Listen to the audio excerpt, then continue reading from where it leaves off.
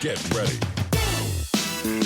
Hey everybody, welcome to today's episode of Trace Coronas. Woo-woo. We are going to chat about what we changed our mind about in 2023. So from, long-held marketing beliefs that maybe you've changed positions on or just evolved thoughts about.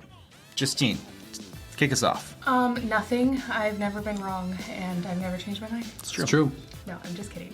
I would say artificial intelligence is probably it, and not that I was ever against it, like some people. Okay, somebody, Someone. nobody at this table, Well, right? Stanley Right. Kubrick. But I think I thought of it as more of just like a tool, a fun tool you could use to kind of streamline your processes at the beginning of this year.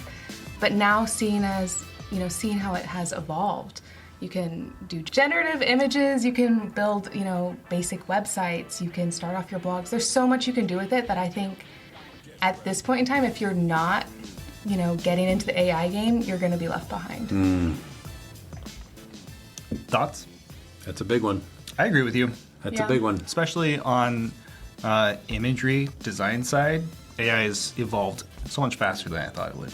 You can do some cool stuff with it. I feel like that's going to be on my list of things I changed my mind about in 2024 because I tend to be 10 steps behind you guys on this kind of Not stuff. the early adopter. Yes, I am the skeptic who just stands in the back and goes, I don't know, guys. Yeah, but I mean, we even use it for like processing audio for our podcasts, and it Right. saves so much time. Yeah, absolutely. All right, Zach, you're Invaluable. next. My big one is something that I've come back to, and that is that it starts and ends with the blog. Like everyone's always like, video's king, and go over here and do this thing, and also be on LinkedIn and do this other thing.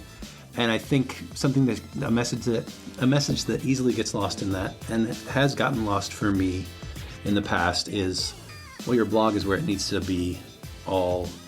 It's sort of the hub of your content machine. It's the engine of your content machine because for SEO's sake, for just continuity's sake, if you're not posting the majority of your content on your blog, then who knows what you're doing. And often if it's happening on YouTube, Twitter, LinkedIn, whatever, then you're renting land from increasingly wishy-washy landlords who are changing their minds all the time and changing their channels and all that fun stuff. Yeah. Elon Musk, Do you really want Elon as a landlord? right? I don't want Elon. I don't want Bill Gates. I don't want Mark Zuckerberg. I don't want any of them to be in charge of Probably not. where I can post my stuff. I would be okay with Tom from MySpace being in that landlord. Oh, well, yeah, Right. he's Before my dreamy. time. I feel like he'd be. Yeah, let's go back to Friendster. Anyway, before we have an age crisis on this video, I'm going to cap us off Yeah. with, I, for a long time, put so much of a premium on just content creation. Create more content, create more great content.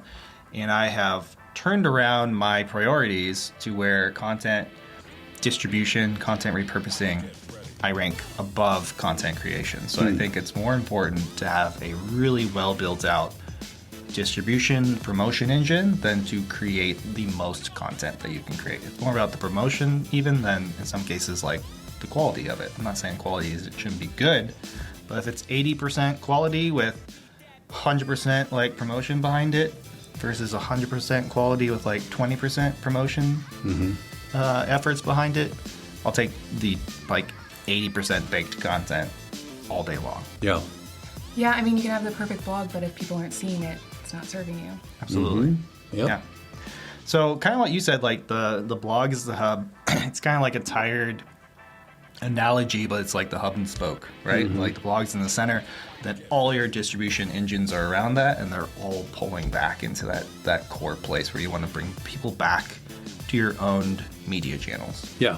And I feel like that's a lesson that even I, as a marketer, have to be reminded of over and over. And so I imagine that's difficult for advisors and fintech specialists to be reminded of, for sure. Yeah.